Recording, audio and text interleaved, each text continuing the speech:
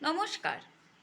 কবি কৃষ্ণ ধরের লেখা একটি কবিতা আমি আবৃত্তি করে শোনাচ্ছি।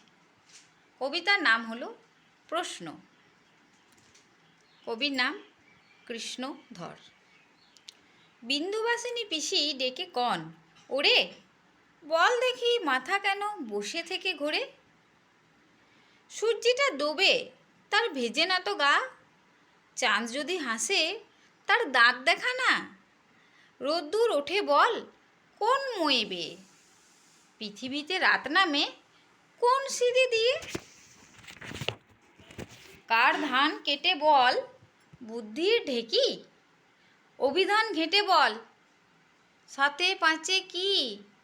কত কিলো চিন্তায় মন হয় ভারী, আটখানা করে তারে কার হাতুড়ি? কত টক খেলে মেটে শরীরের ঝাল, কোন সুতো দিয়ে বনে চিন্তার জাল?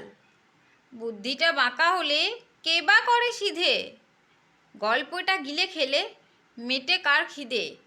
বল তো চাঁদের হাট বসে কোন বারে, সময় গড়ায় কোন ঢালু পথ ধরে?